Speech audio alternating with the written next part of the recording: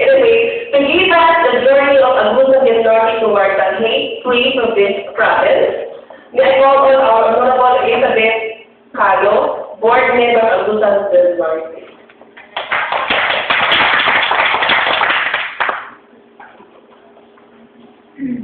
Wala pala, pinahirapan na pa ako mag-introduce. Sorry po. Actually, it is my honor and privilege to be here this afternoon. Kasi sabi ko nga sa mga taga-labor rights, they are actually helping me para naman ma-advocate yung ordinance namin in the province.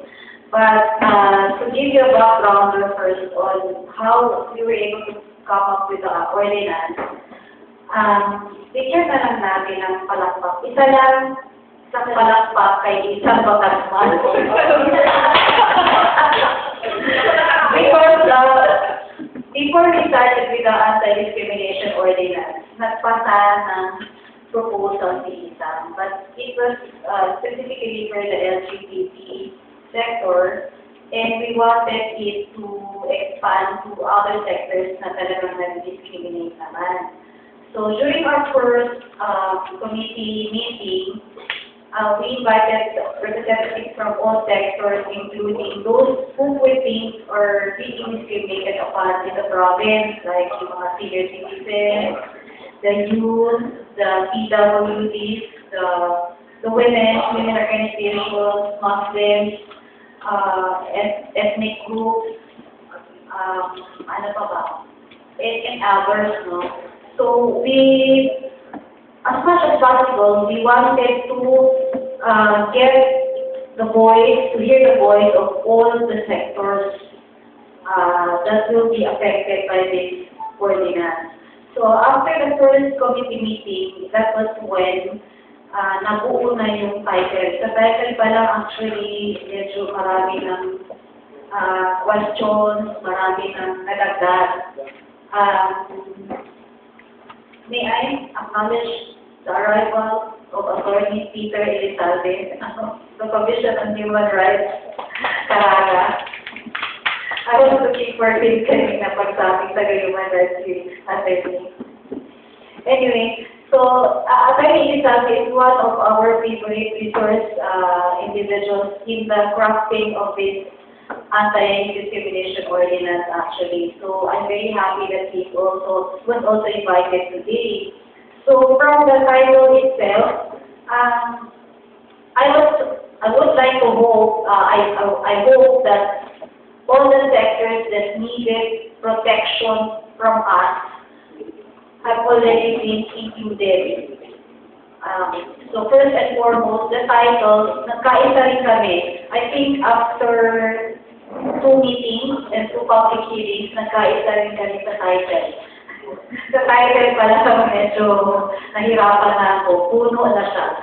So the title is an ordinance prohibiting discrimination in the province of Agusan del Norte on the basis of age, disability, ethnicity, gender expression, gender identity, health status, physical appearance, political affiliation, religion, sexual orientation, and social status, appropriating funds thereof and for other related purposes. So, from there, from the title itself, doon na namin kinuha yung mga the terms that were defined. So, yung definition of terms, kasi you would probably ask us yung age, bakit sinama yung age? Because some of the youth are trying for help also na kasi bata sila, nag-discriminate sila. Hindi sila especially in labor issues, no, yung sweldo sa kanila hindi tama because bata sila. And then, even the senior citizens, age pa rin ang question sa kanila, no? The issue is also of age na matatanda na, so dinidiscriminate din sila. And then disability, of course, I think we have a lot of we have a lot of cases on discrimination for disabled persons. And aside from the anti-discrimination ordinance, we are also passing for other additional ordinances to strengthen and to give more power or rights or to respect the rights of the PWDs. And then we also define the word discrimination. It is actually, the word discrimination is actually defined purposely so that all the sectors, all humans, no, are respected and given dignity. So, hindi sila nababastos, hindi sila minamata. So that is actually why we came up with this anti-discrimination ordinance. We don't want, in the province, we don't want anybody to be discriminated upon. Hindi sila maapakan. At least, we hope that this will really help those who have been discriminated upon.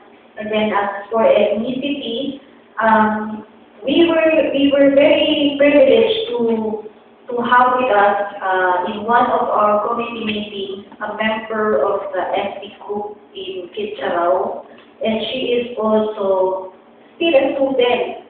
I think, if I'm not mistaken, if my memory serves me right, first or second year college na siya, teacher ed ang kinukuha niya, and she was telling us that, she was sharing with us that yung mga bata na tinuturuan niya, there are practice teacher pa lang kasi siya kasi student pa lang, no?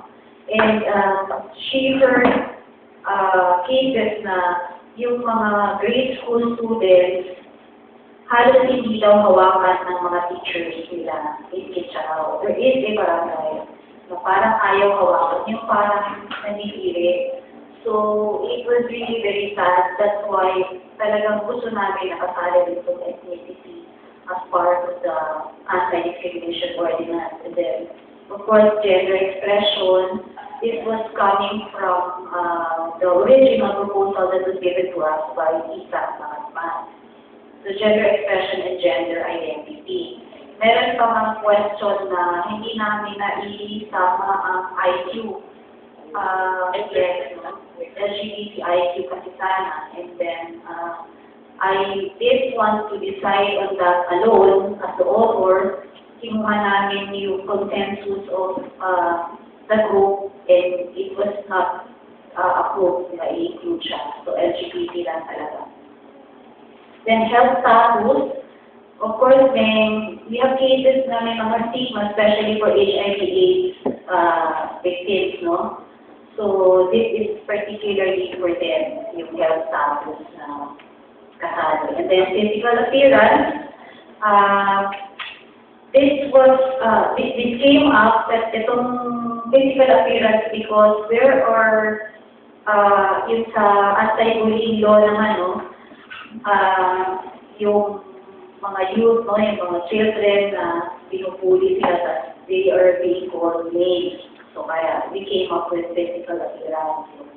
Napapangit, yung mga gano'n, kalbo, so physical appearance. And then political affiliation, ito medyo madugo itong political affiliation because in our area, there are LGUs, yung mga municipalities talaga, they are discriminated upon because of their political affiliations.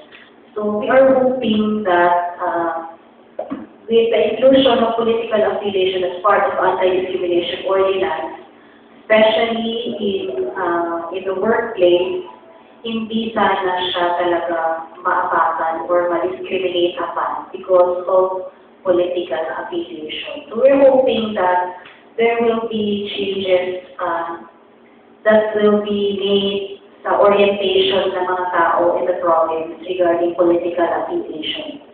And then, of course, religion. Ito naman lumabas to because of the cries from our Muslim brothers and sisters. Sila talaga ang na humingi ng tulong sa atin. and that they are discriminated upon because of religion. And then sexual orientation, ito galing dito kay isang talaga. So we included it in sexual orientation. And then social status, I think we also included this because yung mga marginalized groups, they also cry for help from us. So I think the definition terms have all been covered. So the next one that I would like to present to all of you are the prohibited acts. Okay, let's just follow this one.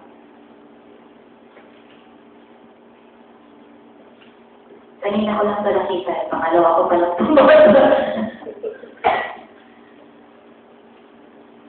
So, who are liable? Dito, medyo malubo ito, natural and juridical. So, usually natural, tao, no? And then juridical, yung mga corporations. So, there was a question on paano kung corporation who are responsible. E di, syempre, yung pinaka-heavy na. These are the people who will be responsible. Then, government or private institutions or companies. And then, request, the person who requests or instructs, deduces, encourages, authorizes, or assists in the commission of the act. So, ang sino talaga, even the person who just, hindi siya head, pero siya ang nag-request na huwag itali yan or i-discriminate upon, these are the people, we include them as the people who are responsible. So, as long as there are records or there are evidences and concrete proof that this is the person who requested, instructed, induced, encouraged, authorized, and assisted in the commission of the act, then he or she will be the one who is responsible or liable. And then, now the prohibited act or the act of discrimination. Because I think, baka meron kayo nakitang kulang, or hopefully wala, no? The first one is denying access to public programs and services on the basis of yung nasa natin, sa title, age, and others. So these are considered as discriminatory. And then number two, in hiring, filing, promotion, determination of compensation, benefits, incentives in the workplace. So, like kanina example ko, yung mga youth or yung mga children, nag-discriminate sila. Or yung iba, ano lang naman yan, katulong, so ganito lang ibigay natin na compensation. So, these will fall under number two. Then number three, refusing admission or expelling. This will be in schools, no? Yung admission and expelling. I think specifically, yung specific case na naisip namin is yung mga pregnant women that are being expelled because nabuntis sila, and then it's part of the students, yung parang kailangan nilang policy ng isang university or school na pag nabuntis sila, tatanggalin sila. So this is the case, particular case na naisip namin to refusing admission or expelling. Then number four, refusing or revoking accreditation of a group on the basis of the following. This is general naman. Denying access to health services and insurance. So, and then denying access or use of public and private establishments. Itong number 5 and number 6, parang this came up because of LGBT cases naman. And then, number 7 is rejecting or revoking licenses, clearance, etc. So, ito general din naman. Wala kami naisip na particular case. Forcing a person to undergo medical or psychological examination. I think this one is also true to LGBTs. Kasi minsan nakikita pa lang nila the way they dress, yung mga LGBTs, they will require to revoke the license or to reject. Kasi physically, they can see, that they visualize nila na LGBT to. Then number 8, forcing a person to undergo medical and psychological exam. I guess it's also very close to LGBT groups. And then number 9, uploading, demeaning and humiliating pictures, videos, comments in the web or social media. Wala ka namang cases dito sa Agusan del Norte, I think. I hope hindi discriminate si Isang. Naka-upload ka. Publication, number 10 is publication of derogatory and humiliating statements in state or broadcast media. Wala pa rin po case dito sa atin, but we're preparing for that in case there are. Number 11, anonymous acts with the intent to discriminate. So, yung mga similar acts na ang intention talaga is to discriminate. So, I think that will cover, number 11, that will cover for the other cases na hindi namin na-specify talaga. And then, what are the procedures? How are we going to implement the ordinance? First is the creation of the local anti-discrimination mediation and conciliation council. It is just very, I think it's good, no? I would say it's an advantage that I was a former barangay council in our area. So lahat ng mga ordinances resolutions that I made, gusto ko talaga from barangay, from down sa barangay pataas. So, that's why in this anti-discrimination ordinance, there is such a thing as a barangay anti-discrimination mediation conciliation council or PAC-CC. So, ito medyo nagtagal kami dito because sa barangay kasi, yung ating logo sa Tagapagmayapa, they are actually the ones who handle yung mga conciliation mediation cases talaga. All the problems or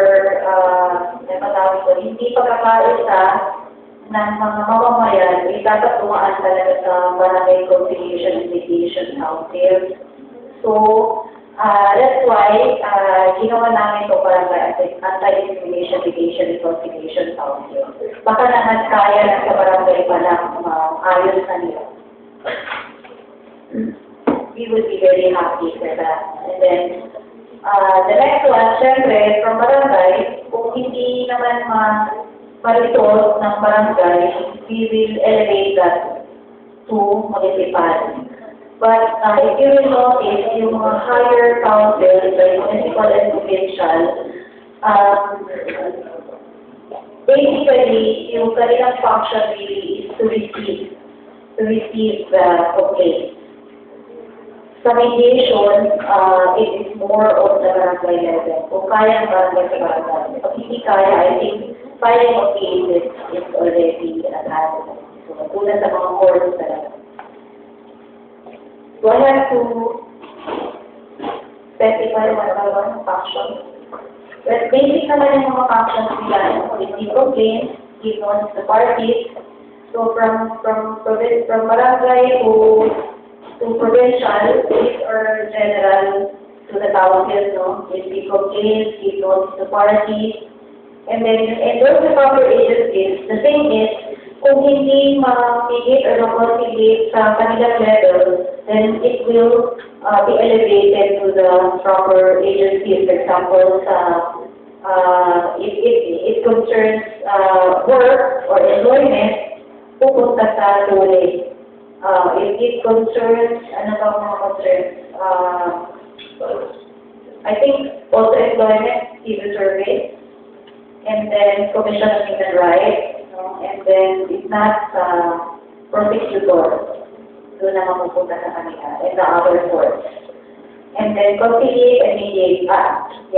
Conciliate and mediate. So this one is barangay. Pag hindi kaya ng barangay, municipal. Pero hindi ba kasi talagang, it depends on the degree of discrimination, discriminatory act, kung talagang grabe naman, from the barangay, diretso na court. No? And then, quarterly report of cases of discrimination. Because I noticed that the other ordinances, kaya medyo mahirap ang implementation is because we have no reporting of cases. In fact, discriminatory cases, nahirapan kami kumuha talaga ng data of this. I think there are no data as yet, especially sa Luzon del Norte. That's why medyo nahirapan din ako na graph nito because we have no if there are any data that we got, very limited. So I think it is also a plus factor for us that we are doing this today. This afternoon, I'm very, very happy that we're doing this today. Para at least mas mapalawik yung kaalaman natin sa anti-discrimination ordinance of the province. No? And then implement preventive programs. So we have identified the provincial anti-discrimination programs in Section 9, kung ano-ano po mga ito. No? So the councils from barangay to municipal to provincial councils will also help us in the implementation of the anti-discrimination programs in the province. And then conduct of advocacy programs. That's why I'm very happy that River and I are doing this because this is also already part of the advocacy program. I'm very, very happy. And hopefully this will not be the first one that we're going to have. I'm hoping, I'm wishing, and I'm requesting for more advocacy. And then consultative meetings. These are for the municipal and city. So they will be doing their consultative meetings to discuss all the discriminatory cases that are within their jurisdiction. Then number 9 is conduct monitoring program. Siyempre, galing sa barangay, who will monitor them, the municipal will be monitoring, and then municipal or the cities. And then from the municipal to city, it will go up to the provincial. So yung mga monitoring reports, the barangays will be submitting reports to the municipal or the city, and then the municipal and cities will submit their reports to the provincial council. Okay. So I think that is I don't know how to answer. The affirmative action, letter A, mandate on information campaign after the passage. So, in letter A, we already gave copies of the anti-discrimination ordinance to all the sectors that were represented during the public hearings. We also give copies of this anti-discrimination ordinance to all the LGUs under the province. We also give copies of it to the barangay, to their legal ng mga barangay, all 11 LGUs under the province.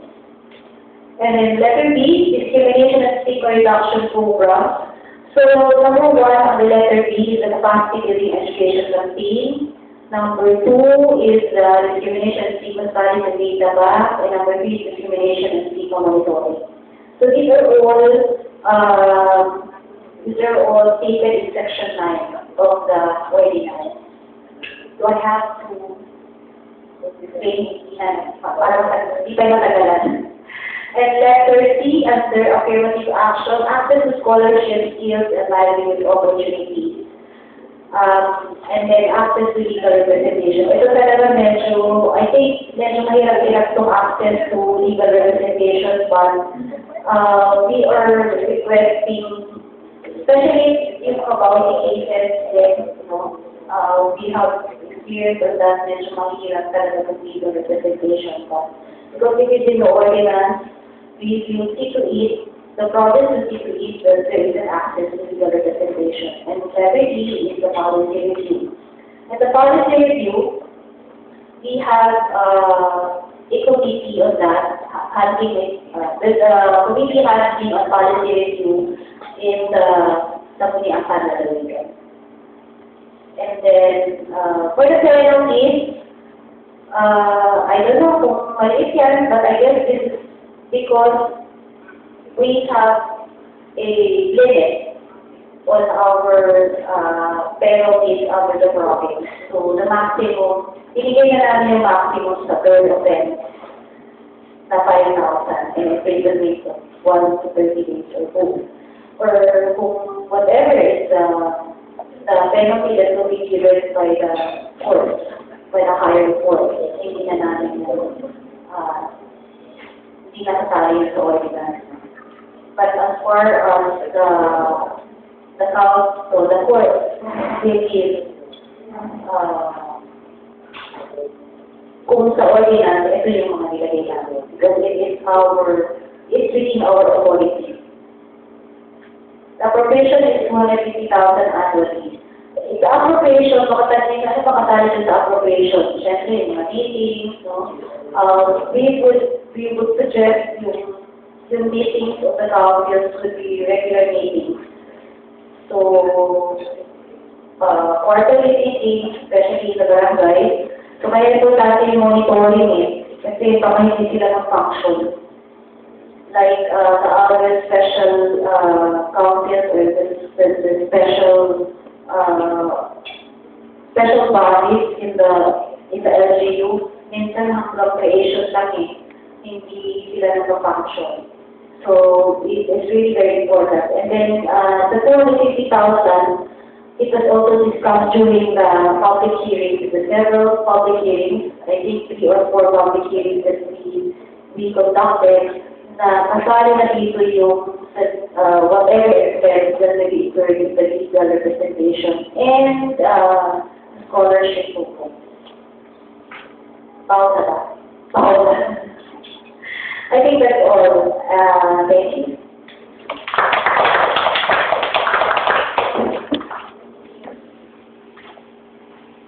Maraming salamat po, Ma'am Beth. Kasi actually, meron ding emergency si Ma'am Beth, so kaya she won't be able to join us at the end of the program. So,